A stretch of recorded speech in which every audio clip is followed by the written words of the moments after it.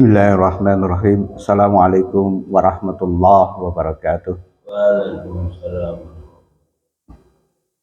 Innal hamdalillah nahmaduhu wa nasta'inuhu wa nastaghfiruh wa na'udzu billahi min syururi anfusina wa min sayyiati a'malina. May yahdihillahu fahuwal muhtadi wa may yudlil falan tajida lahu waliyyan mursyida. Asyhadu an la ilaha illallah wahdahu la syarika lah wa asyhadu anna Muhammadan abduhu wa rasuluh. Allahumma salli wa sallim ala Muhammadin wa ala alihi wa ashabihi wa jami'il mu'minin amma ba'du. Alhamdulillahirabbil alamin. Kita gunakan kesempatan setelah sholat subuh ini, walaupun tidak rutin, tetapi kolo-kolo kadang-kadang kita isi dengan kultum. Kultumnya Bapak Gus? Iya. Biru Pak. Ya, subuh. Kuliah terserah antum. Itu kultum.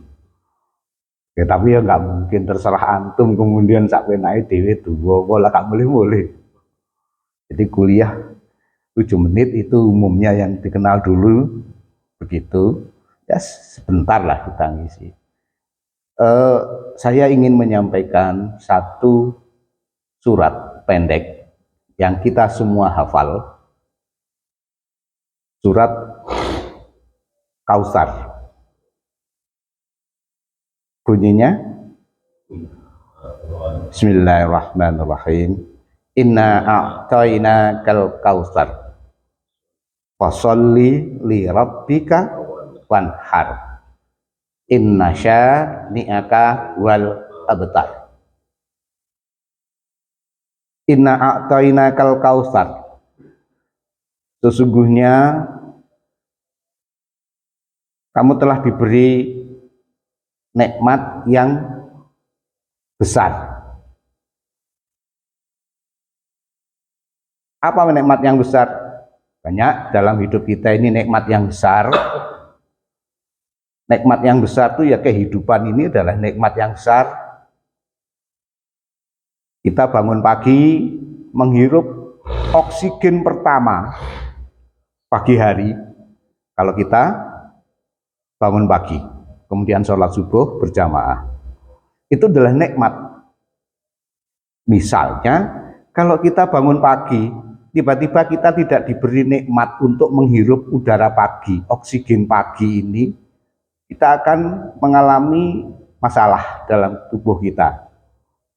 Makanya kita pagi itu harus berlomba-lomba untuk mengawali kita menghirup anugerah Allah ini, nikmat Allah ini, yaitu oksigen pagi. Dengan kita sholat subuh berjamaah, kita jalan ke musola, itu menghirup oksigen pagi. Dan insya Allah kalau kita bersegera untuk menghirup oksigen pagi ini, kita akan memperoleh karunia yang luar biasa. Saya tidak bisa membuktikan secara ilmiah, tetapi saya membuktikan dengan pengalaman hidup. Pengalaman hidup itu diperoleh bukan dengan kita mengalami, tetapi pengalaman hidup itu kita peroleh dengan kita melihat bagaimana orang lain mengalami. Kemudian kita ambil pelajaran, kita ambil ibrah. Jadi pengalaman, artinya pengalaman itu apa Pak? Hidup sehari-hari. Ya, pengalaman itu ialah merasai alam. Merasai alam. Jadi kita merasai kehidupan di alam ini. Orang yang merasai alam ini, dia yang punya pengalaman. Tidak berarti pengalaman itu orang yang mengalami. Pengalaman itu adalah orang yang merasai alam, apakah dirinya yang mengalami atau orang lain yang mengalami. Itu kemudian kita ambil pelajaran. nek ana wong salah dadine kaya ngene, nek ana wong bener dadine kaya ngene, itu namanya walaupun kita nggak mengalami, kita ngamati. Kita mengamati kehidupan. Itulah pengalaman. Dari pengalaman itulah kemudian muncul pengetahuan. Pengalaman misalnya kita merasai alam. Nek mendung mesti kayak arep hujan. Itu pengalaman. Lama-lama pengalaman ini berakumulasi dalam diri seseorang, dalam intelektual seseorang, maka menjadi pengalaman itu menjadi pengetahuan. Kita jadi tahu, setiap kita langsung bisa menyimpulkan nek mendung mesti hujan. Nah, ini pengetahuan. Pengetahuan terakumulasi sedemikian rupa dalam manusia, maka pengetahuan itu menjadi ilmu. Kenapa menjadi ilmu? Karena setiap mendung belum tentu hujan. Walaupun tanda-tanda mau hujan itu mendung. Itu pengetahuan. Nah, bagaimana ilmu? Kita mempelajari ciri-cirinya kalau mendung, kemudian tingkat kelembaban sudah sekian, angin berhembus atau haluan angin itu sudah sedemikian rupa terukur, maka akan terjadi hujan. Dan berarti itu ilmu. Demikian pula kita dalam beragama, tadi surat Al-Kautsar, nikmat Allah itu banyak yang kita terima. Tadi saya sebut oksigen. Oksigen yang kita hirup itu beberapa waktu yang lalu sudah pernah saya sampaikan. Bahkan saya sudah menulis buku Andai Tuhan Komersil. Di situ saya jelaskan, nulis buku itu berdasarkan orang sakit di rumah sakit menggunakan oksigen tabung. Waktu itu harganya berapa ya, saya lupa. Nanti bisa dicek di internet atau di rumah sakit kalau pas sedang berkunjung ke rumah sakit. Berapa harga oksigen satu tabung berapa liter, bagus? 5 liter lah, yang 1 lah. Ya ada yang 5 liter, katakan 5 liter. 1 liternya berapa? Ada yang tahu? Satu tabung itu sekarang kalau isi ulang itu tabung besarnya 100 lebih. 100. Yang kecil itu Pak Chandra isi ulang itu ke 300 ya. Yang kecil, lebih 100 lebih. 100.000 ya? Yang itu kecil itu 300. 300.000. Yang besar. Oke, sekarang harga itu kalau per liternya berapa? Lah, kita menghirup oksigen dalam 1 hari itu berapa liter? Nah, nanti dihitung aja, dicari di internet, dihitung. Agar kita bersyukur, agar kita tahu Al-Kautsar yang telah diberikan oleh Allah itu kayak apa sih? Kemudian si orang sakit ini tiap hari itu harus bayar tabung gas itu, oksigen itu sekian. Kemudian saya hitung, kalau umur kita sudah 50 tahun, apalagi sudah 60 tahun, hitung aja, kalau 1 hari itu katakanlah bayar 100.000, 1 hari 100.000 untuk bayar oksigen. 1 bulan 30, berarti kalau 30 kali 100 berapa? 300.000. 1 tahun kali 12, 3.000 kali 360. 1 bulan 3 juta. Berarti kalau 1 tahun 12 bulan kali 3 juta 36 juta. Itu 1 tahun. Kalau kalau umur kita 50 katakan, 60 ya 60 katakan, berarti kalikan 60. 36 berapa tadi? 36 juta kali 60 kali umur kita. ya. Ya sudah dihitung aja. Itu andai kata kita di rumah sakit.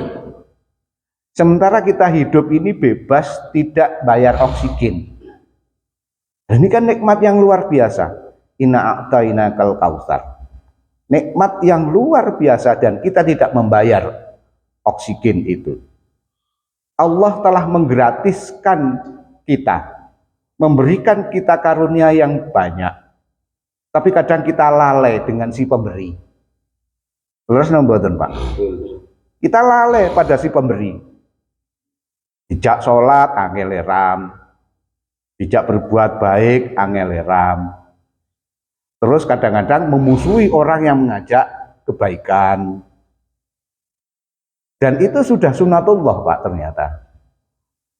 Bahwa setiap ada orang yang menyampaikan kebaikan, menyampaikan kebenaran, bukan kebenaran karangannya dewe loh Pak, ini kebenaran dari Allah, dari Rasulnya. Nek kebenaran karangannya dewe itu bukan kebenaran, kepalsuan, kedustaan. Nah, orang yang begini ini dimusuhi Pak. Dan itu sejak zaman Nabi, mulai Nabi awal Adam itu sampai sekarang, Fir'aun kan itu mesti menyampaikan kebenaran itu dimusuhi, difitnah, dihasut, di mana-mana nyebar omongan ke masyarakat yang tidak benar. Nah, mestinya orang yang semacam ini banyak belajar, tidak jumegrek ugak-ugek kaya awake dhewe iki wis bener lakune. Nah, kita cari tahu. Wong saya sendiri juga tidak merasa sudah benar dalam hidup ini. Masih banyak hal-hal yang kurang kita lakukan dalam mengamalkan perintah Allah. Kemudian inna a'tainakal kautsar fasholli li rabbika wanhar. Maka sholatlah untuk Tuhanmu. Fasholli li rabbika, sholatlah kepada Tuhanmu, untuk Tuhanmu. Kita sholat karena kita sudah diberi nikmat yang banyak, al-kautsar. Fasholli li rabbika wanhar dan berkorban. Jadi sholat itu gandengannya dengan korban. Lah apa korban itu kita menunggu momen 1 tahun itu. Ini yang ayat ini, surat ini sering dipakai oleh ustadz-ustadz untuk dasar kita melaksanakan ritual korban, yaitu di Zulhijjah, yaitu korban binatang ternak. Bukan itu. Wanhar dari kata nahar, nahar itu adalah korban. Itu maknanya bisa berkembang, ya berkorban. Kita bangun pagi, menuju musola, menuju masjid untuk sholat subuh, itu juga berkorban. Kok bisa dikatakan berkorban? Ya, kita mencoba menanggalkan ego diri kita dengan tidur. Kemudian kita bangkit untuk datang sholat subuh berjamaah. Kita telah mengorbankan kepentingan ego kita untuk tidur yang nyaman, segera berangkat ke masjid musola, sholat berjamaah. Kita mengorbankan kepentingan kita. Itu kecil Pak, kepentingan itu kecil. Kalau berkorban tiap tahun itu kan besar, dirupiahkan. Kalau ini kecil, kita nggak korban materi ya. Kemudian kita berjalan ke masjid. Jadi fasholli li rabbika wanhar. Jadi sholat itu bergandengan dengan korban. Korban itu ialah melepaskan kemelekatan dunia pada diri kita. Kita ini hidup di dunia, kita ini melekat sekali dengan dunia, Pak. Nah, yang melekat-melekat dalam diri kita, dalam tubuh kita, dalam jiwa kita, itu harus kita korbankan. Jadi sholat tidak cukup, harus berkorban. Mengorbankan apa? Kemelekatan dunia dalam diri kita. Harta kan sudah melekat dalam diri kita. Jabatan melekat dalam diri kita. Sudah melekat, kalau sudah melekat, kita sulit melepaskan. Nah, upaya untuk kita tidak gandoli dunia, itulah melepaskan sedikit demi sedikit kemelekatan, itulah berkorban. Itu berkorban. Dan simbol yang paling kuat kita pelajari adalah pengorbanan Nabi Ibrahim dengan menyembelih putranya. Apakah Islam itu biadab? Ini tuduhan Pak, orang-orang non-muslim itu nuduh bahwa Islam itu agama yang tidak berperi kemanusiaan. Masa bapak diperintahkan menyembelih anaknya? Kan begitu. Yang mengatakan begitu itu karena orang-orang itu tidak tahu hikmah di balik itu. Ini sebenarnya syariat Allah untuk menghapus budaya mengorbankan manusia. Jadi sebelum Nabi Ibrahim itu kan tradisinya mengorbankan manusia untuk dewa-dewanya. Dibuang. Bukan dibuang, dibunuh, dipersembahkan pada dewanya. Bahkan yang terakhir adalah ini analisa para intelek ya. Nabi Isa dikorbankan manusia namanya Isa dikorbankan demi keselamatan manusia. Nah, pengorbanan manusia inilah yang kemudian dihapus oleh Allah dengan syariat berkorban. Berkorban kemudian oleh Allah diserupakan itu diganti dengan domba. Jadi itu menegasi Pak, menegasi pengorbanan dalam bentuk manusia. Yang kita korbankan apa? Ya kemelekatan tadi. Kemelekatan, anak itu juga bisa menjadi kemelekatan. Melekat dalam diri kita.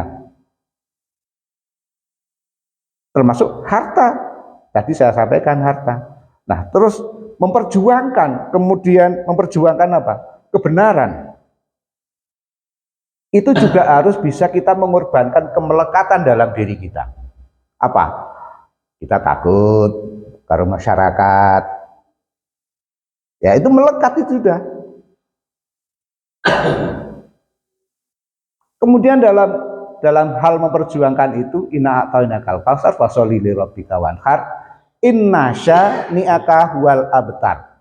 Sesungguhnya orang-orang yang membencimu adalah orang-orang yang terputus. Jadi kita tidak usah takut Bapak-bapak. Kita menyampaikan kebenaran karena asal kita jejak itu lurus menyampaikan kebenaran, tidak diselingi dengan ya kita nggak punya pamrih duniawi. Ya saya memberikan tausiah sini kan nggak ada yang membayar Pak ya. Nah, artinya nggak ada pamrih. Ya sudah, kalau ada yang kemudian memprotes, ya silakan protes. Tapi jangan menyebarkan hasutan kemana-mana.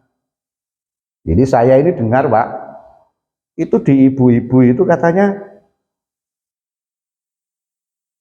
membincangkan saya.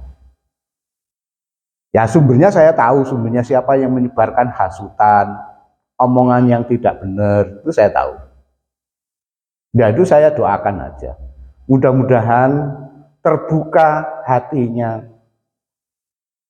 bertambah pengetahuannya. Sekarang ini kalau mau ngaji banyak di YouTube, di TikTok banyak. Tidak harus mendengarkan saya. Cari perbandingan, sing bener sing di, sing salah sing di. Jadi di ibu-ibu itu menyebarkan isu, wah Pak Agus itu ngajine ngajak uang nggak oleh tahlilan loh. Bahasanya itu kesimpulannya sederhana begitu Pak. Nggak dilihat apa alasan-alasannya. Jeluntrungnya moro-moro gak ngolahi tahlilan. Dan itu saya tahu yang nyebar begitu. Jadi ini itu musuhi Pak. Kemudian ada lagi yang meledek. Jadi saya habis sholat begini ngasih kultum kan. Jadi dan kultum itu berdasarkan juga apa yang saya alami, bahwa saya merasakan betul-betul misalnya doa sebelum qomat, antara azan dan qomat. Saya bawa hadis, bunyi hadisnya hafal sudah ya. La yuraddu ad-du'a'u bainal azani wal iqamah. Tidak ditolak doa antara azan dan iqamah. Dan praktek itu saya mengalami. Aku mengalami juga. Ya. Itu hasilnya luar biasa. Asal kita mantap, kita yakin dengan doa itu. Oh lagi donga ping pisan, ping pindho seminggu, wis gak meneh. Jadi wah aku donga, wis sholat jamaah, sik gurung ono perubahan. Nah kayak begitu itu sudah berputus asa dari rahmat Allah. Padahal jelas wala tayasu mir ruhillah. Janganlah kamu berputus asa dari rahmat Allah. Sudahlah kita rutin saja. Saya mengalami begini, dapat hidup seperti ini.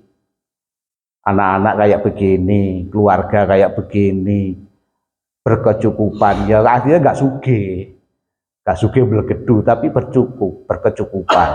Pengen iki cukup gitu ya. Itu karena berkat doa, berkat ibadah yang rajin. Nah ini saya mengalami. Nanti ini menjadi pengalaman buat orang lain. Nah terus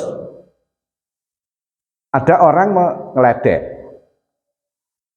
Di depan itu kan ada pohon duren. Nggak tahu udah berapa tahun sudah berbuah-buah. Bahkan satu gang ini geger.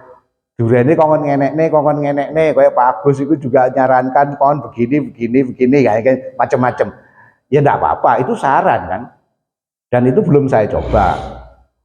Ini Pak Maman nih sarjana pertanian nyarankan nanti begini. Oh iya ya saya terima Pak Maman karena punya otoritas kan sebagai sarjana pertanian lebih tahu.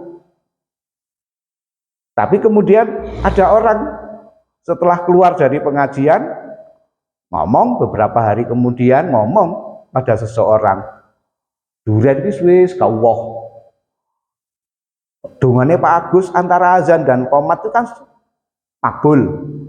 Dongakno ae ben koyo meledek hadis itu. Lah, doa itu diarahkan pada kehidupan. Nah, yang hidup sini siapa yang merasakan hidup? Manusia. Jadi doa itu untuk manusia, bukan untuk makhluk lain. Untuk makhluk lain kita gunakan ilmu alam. Apa? Kita pelajari itu karakter tanaman. Oh karakternya begini, butuh pupuk ini, butuh perawatan kayak begini. Nah itu butuh ilmu alam, butuh ilmu. Jadi wong gak duwe ilmu langsung itu dongakne Pak Agus dan wah iya nggak cocok. Jadi udah meledek itu. Kurang ngopi adoh. Ini perlu ngopi ini neng kenjeran ngono lho Pak. Ya jadi kalau nggak punya ilmu, nggak usah komen, gitu loh. Nah masa orang sholat di sini pakai celana disebut tidak sah? auratnya kelihatan. Nah ketika itu Pak Wahyu juga tanya, loh Pak Agusnya auratnya kelihatan toh, nek pakai celana. Ya mungkin waktu sholat sujud itu ndang ngongok begini lihat pantat saya. Jadi seolah-olah dirinya itu sudah luweh linuweh ilmune, kemudian mencela orang. Itu persis Pak dengan saya ada mahasiswa itu ditunjuk sebagai imam tetap Masjid A.R. Fakhruddin kampus. Habis kuliah dia pakai celana, pakai baju batik lengan panjang. Selesai kuliah kan sholat zuhur, dia ke masjid ngimami. Waktu ngimami berdiri di atas sajadah imaman itu dijawil Pak dari belakang. Dijawil begini, Mas, sampean gak sah ngimami, tidak sunnah Nabi, karena pakai celana, bajunya batik. Nabi itu pakai gamis. Dilihat, anak yang menjawil tadi, menjawil pundaknya itu dilihat. Anak itu acing Pak, tahu acing? Anak cingkrang. Jadi jenggote rodok akeh, rodok dawa, bathuke gosong. Nah, itu kemudian oleh mahasiswa saya tadi, Mas nanti selesai salam kita diskusi ya, selesai sholat. Betul, dia ngimami, selesai sholat, ditoleh, anak itu sudah nggak ada Pak, lari Pak. Jadi mereka itu menganggap bahwa apa yang dia praktekkan itu udah benar, itu sudah benar. Sementara orang yang pakai celana yang nggak sama dengan dirinya itu dianggap keliru. Nah, inilah tanda-tanda orang yang memang tidak berilmu itu gampang alok Pak, gampang alok pada siapa saja yang tidak sama dengan dirinya. Padahal kalau ditanya orang ngerti. Pernah saya juga anak-anak yang acing-acing itu di Masjid A.R. Fakhruddin, masjid kampus itu, saya tes Pak, baca ayat-ayat pendek, bacaannya gak karu-karuan Pak. Mau Qurannya gak bener loh, tapi wis wani ngelokno wong. Jadi begini, ini orang-orang yang memusuhi kita dalam menyebarkan kebenaran itu terputus. Jadi ayatnya fasoli lirabbika wanhar innasya ni'aka huwal abtar. Dan orang-orang yang memusuhi kamu itulah orang-orang yang terputus. Kenapa terputus? Ya tadi itu tidak ada ilmu, wis wani alok. Mestinya kan kalau saya nyarak ceramah, ngasih tausiah tentang doa, tidak usah kita kemudian meledek, diam, amalkan. Kalau itu hadis sahih Muslim. Bukan itu durian gak tahu wong ditungakno aja. Nah, kayak begitu tuh kan dongane mustajab setelah azan. Nah, nunggu qomat. Nah, kayak begitu tanda orang yang sok, Pak. Sok pinter tapi keblinger. Ini saya omongkan, yang terakhir saya itu dikata-katain wis tuwek arep mati dekati azal, tausiahnya kok masih nyinggung-nyinggung itu, masalah itu. Ya tetap harus saya singgung karena ini kebenaran harus saya sampaikan. Saya akan berhenti menyinggung kalau dianya tidak menebar apa-apa di masyarakat dengan tebaran negatif, termasuk mengajak orang-orang untuk mengamalkan ajaran yang tidak benar. Saya katakan pemahaman itu melenceng. Kenapa saya katakan melenceng? Sekarang ziarah ke Mekah, melakukan umroh, itu adalah syariat, sesuai syariat Allah.